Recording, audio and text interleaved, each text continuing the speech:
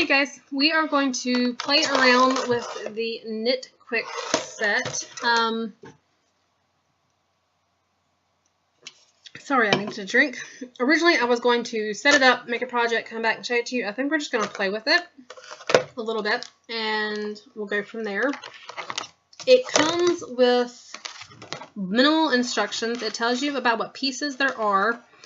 These middle two, unless you can read a foreign language, won't do you much good. Your English is all right here. It tells you how to make a hat and a scarf, and it does tell you how to make a pom-pom for said hat. I don't know what each of these languages are, but I do know that it is in several other languages. I'm thinking French and Spanish, probably. Can't guarantee that because I can't read them. So, this is what you get. Because I did not bring in my loom pick, we will use the one that comes with it, even though I am not a fan of the blunt tip looms like this.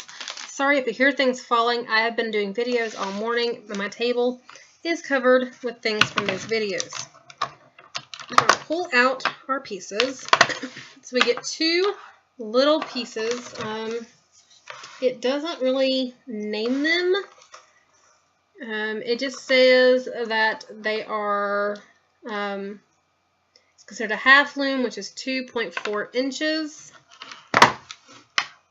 And then we have these, which are a fourth loom, that's a 1/2 inch diameter. And then we have these, which is considered single loom. Length is 3.59 inches. Now, I actually plan to not chunk my plastic case for once, because I honestly think this is an awesome way to store the loom set when it's not being used. So I'm actually going to keep this, and it actually has the awesome hanger from where they hung it in the store, so I can hang it on my wall just like this. However, I'm going to leave the plastic open to see it all and not put that back in it, because that's kind of retardedly gay. And I am leaving in the green needle, yarn needle, because I don't plan to use it. We'll probably play around a little bit with the yarn on it, but we're not actually going to need to stitch anything off. It has these kind of little pegs to connect with, and each one does have an anchor peg, so in case you want to use them differently. I have been warned to watch your fingers when you're putting this together because you can pinch your fingers. But you just lay it over top and you snap it down. You can make different shapes. Ooh, this is a hard one, especially with my nails. I'm going to go over with that one and under with this one. Not the easiest piece. If you're doing a little bitty circle, which I know I can do it, I just got to figure out the placement. I got to get, there we go, under on that one and under on that one. And then I'm going to push them down on the table and you have a little bitty one. My thought, I didn't think to bring any of my other looms in here. I want to say this little loom here would be like the equivalent of a spool loom, the big end, of course. So that's still kind of cool. It is kind of hard if you're doing the circles to get them onto each other, over and under each other enough to connect them. And I'm trying to, and especially when I'm trying to do this so that you guys can see what I'm doing, but it is doable because I just did it with the green. Just getting my fingers stuck in between these looms as I go. Got them. They're somewhat on. We're just gonna kind of whack them a little bit. Then that one's on. So they're the exact same size. So it's like having two little spool looms. And don't hit them with your hand like I just did. That really does hurt. Now, the only thing is if you plan to make any kind of shape other than a straight line out of the purple pieces, you have to use these.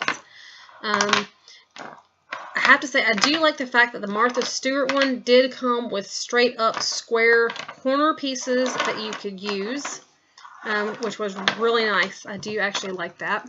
But we're going to actually work on pulling these apart somehow. Oh, goodness gracious. see if I can use the loom pick. Oh my goodness. Oop. I actually just pushed in the end of that loom pick. I'm trying to get this thing off. Oops. Oh well. Guess this is a loom pick I won't give away. I was going to give this away. I think what I'm doing is actually pulling the rubber off the loom. How are you supposed to get these things apart? Okay, look at the instructions.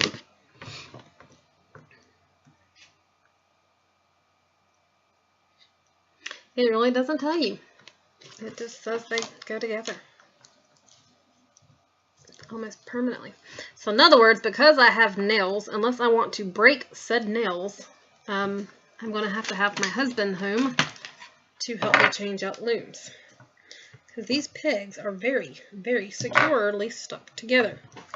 I was hoping... Probably going to regret this. I'm using a wooden skewer, so if you hear me yell, it's because I just stuck a skewer through my hand. Oh my word. They do not make these easy. That is for sure. As far as getting them apart. There we go. Okay. Yeah. I'm trying really hard to like not break this loom. Maybe you shouldn't put the little pieces together. I don't know. It shows them putting that one together. Maybe just don't put this orange one together. Because it's really, really hard to get apart. Like almost to the point that I'm going to break a fingernail or something using that. I'm going to have to get like a screwdriver, I think, on that.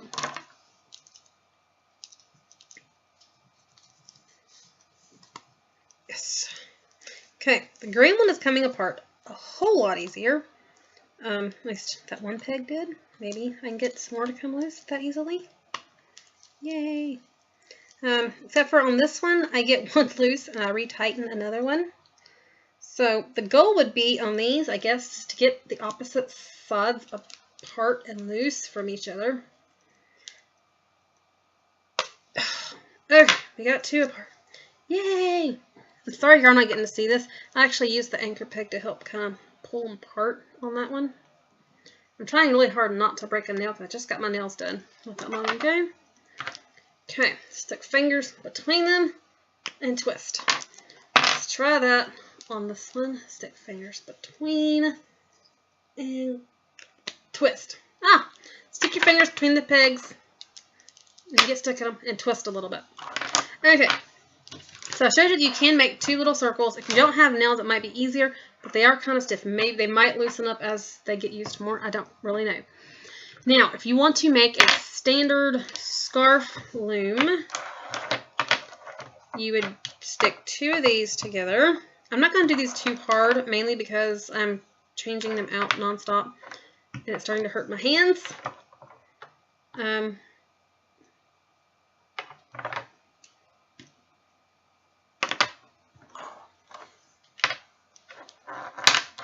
Sorry, having a blonde stupid moment here for me. So you would then do that like that, that like that. Oh well, I just stuck these together tighter than I wanted. Then like that, over and under. I'm trying not to massively stick them together all the way. I'm not trying to lock them in like I actually would do if I was looming. As you can tell, I've got them all jagged because I want to be able to pull them back apart. But that would be like your scarf loom size. Now say we wanted to do something longer, whether it's a longer scarf or a blanket, something like that, we would add in extra ones.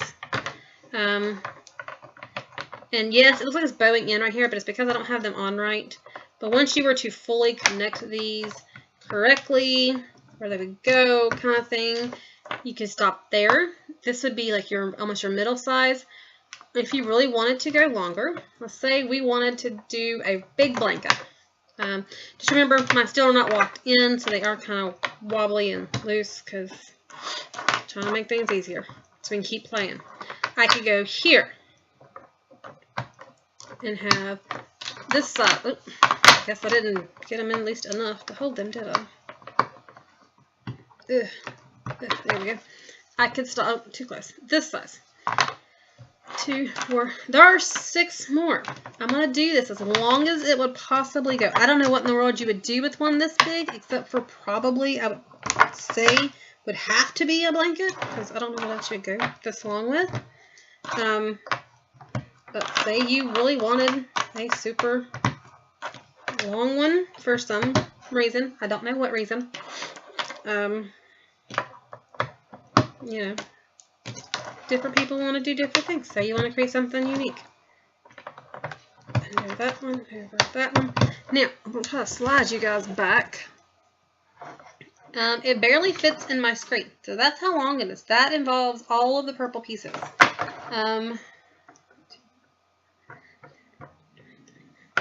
So just one side, not counting any of the pegs on the orange pieces. Okay, not counting any of these. That would give you 35 pegs in purple.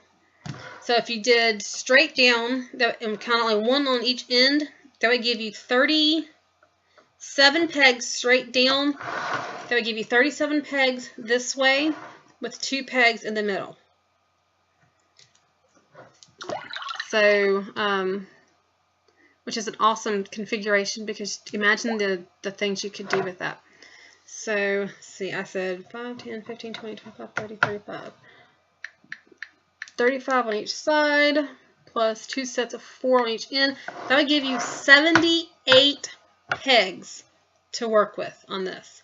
I don't know of any of the looms that you can buy with 78 pegs, but you can have one here. You could make one that big, and that would be a huge blanket. Granted, of course, you wouldn't want to use all the pegs, because you want to leave at least 1 open or 2 open, so you don't have a circle, unless you want to like climb into it like a sleeping bag type cocoon. Totally awesome on that too. Now we're going to pull these back apart, because we're going to play with some more. Now that would be stuff for something like that. Now say we want to go square. Is what we're going next. We're going to do square type shapes. We're going to get rid of the orange ones out of our way. We're going to get it. Sorry, I'm pulling these apart above the table because I just smashed my finger into the table a minute ago, and that kind of hurt, as does pulling these apart and scraping my fingers. So, let's say we want to do a square. We're going to use all 4 of the greens. And we're going to do a small one for now. We're going to start with the smallest and then work our way out, because that's the funnest. And then what I'll do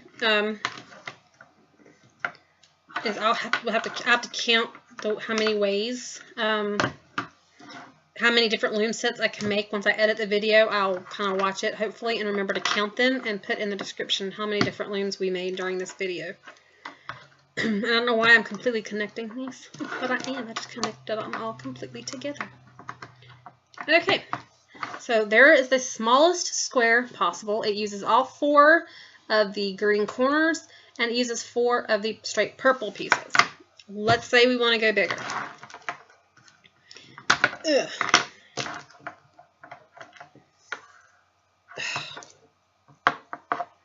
Okay, we're going to do it that way. We're going to leave those connected for the moment. Okay, oh no, I can't because I gotta make a square. Ah. So we separated our 4 pieces. We want to go bigger. We'll add 1 purple to each side.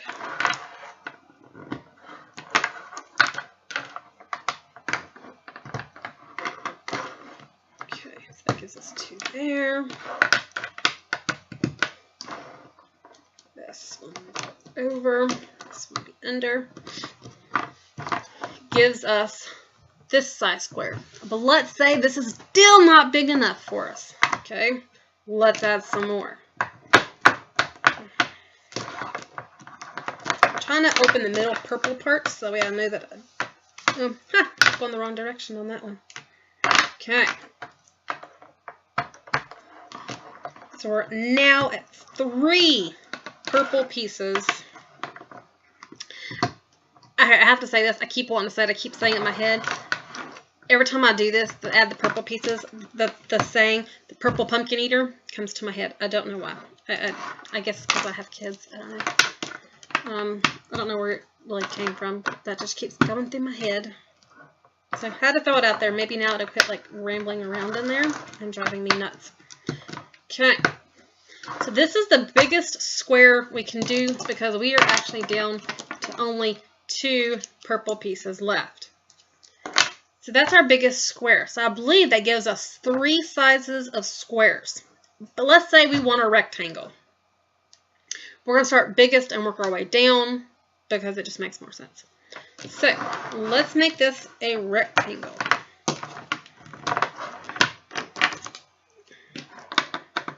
One there. This is kind of like playing with Legos. Is what this kind of feels like and reminds me of. Just throwing that out there. Now we have a rectangle. That is huge. I know this is for loom knitting, but think of it this way. Say you wanted to make placemats and you wanted to weave a design in.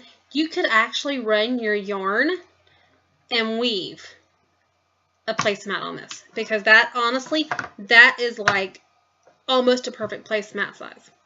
Just saying. Okay. Now let's say we wanted to go down to a smaller rectangle. We would take and go to each side. And take out 1 from each side. Put this up out of our way. That one go over. This one go under. And we have that rectangle. Granted, like I said, mine's still not quite even because of the way it's not connected correctly. You have this as a rectangle. Now, if you wanted, I think if we go down much more, I'm not sure how much of a rectangle we'll get, but let's try. We may end up with like a standard type loom going on configuration, but that's okay. We will see what we will see. Nope, we won't either. So, and then if you connect those, you get that. So that gives us 3 rectangles that we could do. So we found we get to 2 little circles. We did 3 squares, I believe 3 rectangles, and we did the scarf loom, then we did the next size up, then we did the next one, and then we went to the ginormous as big as we go. So as far as the long looms, you could go, it's 2, 4, 6, 8, 10, there's 14 pieces. You could do 35 pegs in just the purple long. So up through that, any number of pegs you wanted in there, you could throw in there. I love this. I'm already in love with this and I haven't even made anything on it, but just playing with it like Legos, like we just have, I love this. 20 minutes we've been doing this. So what we're going to do is we're going to actually shrink this down and we're going to actually like make something on it. Take these apart. I'm just going to take it down because it'll be the easiest to the smallest square peg square thing that I can make. Mine's still not locked totally in correctly all the way. I'm not too worried about it because this is just kind of a play thing right now. I was going to use these little bitty ones and play with the round ones, but I think instead I'm going to use all of this that I played with on the Loop de Loom video that is made. Now normally you of course would probably want to use 2 strands of yarn on this. It would make more sense. I'm not even going to lock it all in place. I'm not going to worry about it. We're just going to make a slip knot and throw some yarn on here. Okay. Now on this, of course, you could stitch marker it to know which peg is 1. None of the purple ones have the anchor pegs. They are all just straight pieces. So your anchor pegs are all on your green and your orange. I cannot get the safety protector plastic piece off of this, and I did not bring another loom in here to use. Ugh, seriously? Was Michael's worried that like I would like it would fall off in the packaging? Oh my goodness. Ugh! And all I did was just rip in half. Yay. Oh, there it goes. Okay. Wow. I put that one on tight. Okay, let me get the pieces of these out of my way. We're just going to do an easy E-wrap cast on just because of the fact that they are just trying to go quickly and kind of do something on here. And the loom is not locked in, so I'm going to try to keep it on the table, which is not my normal method of doing this, so I will be going a little bit slower with it. If you have plastic canvas, or if you wanted to make like a square container, you could easily buy plastic canvas. It's actually really cheap. And you can make you like a pen holder or a square canister and use the plastic canvas to help give some support to the sides and to the bottom of a square container, which I actually might try doing. I see me using this for making Christmas presents for next year. I've already started a list of things to make for people. So I think this will actually be really awesome. Okay, I've got to hold this, even if it falls apart. I can't do it. I'm not a... Let me lift you guys up, and maybe that'll help. You guys can watch it a little more as I wrap. That, and I'm going slower because my hands are really sore from pulling all these looms apart, plus doing the videos with all of the hot glue. I've glued my fingers a lot today. So I am not going to be able to get enough of this for you guys to really see much of anything. I just want to show you kind of what it looks like with the yarn on it, so you kind of have an idea. And I have learned, because I have made a rectangle type thing from the Martha Stewart loom set, and as you come down with this, if you do a square, as you come down, as your work comes out, it will actually have those corners. I did a rectangle one, and it actually had the corners. You can see where the corners were meant to be. I haven't actually finished that project. There's like some top pieces that need to go on it. But I might modify that one anyway. But yeah, you can see where the corners actually are of that project, and it's actually pretty awesome to look at. So this one, you'd make it on the square. You actually could have a square box project. So say you wanted to make a cover for, if you're not one that likes having your tissue boxes, like you want to have tissues in your living room, but you're just not big on having the plain Jane boxes, which I know some do have really awesome designs. But if you buy the plain Jane ones and you don't want them just like sitting out there, or you're tired of looking at it, you could use a square, because I believe this size right here would fit over top of the square boxes. I don't have one in here. It's in the other room. I was going to actually bring it in here for this so we could see. But I'm just going to stop there because I'm not really making anything right now.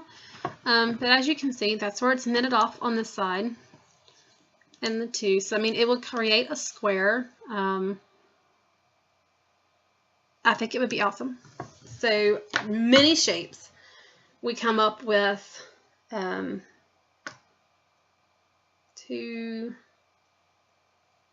least 10 or 11 shapes. I'll have to try to remember to double count that.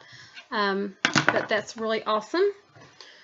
I'm going to try to come up with some more videos to do a couple more this week, but I'm not going to promise anything because I've spent my entire day doing these today, and I need to get some more housework done. So I'm off to do that, and I'm off to have lunch. I hope you guys like this. Let me know what you think, and I'll see you guys next time.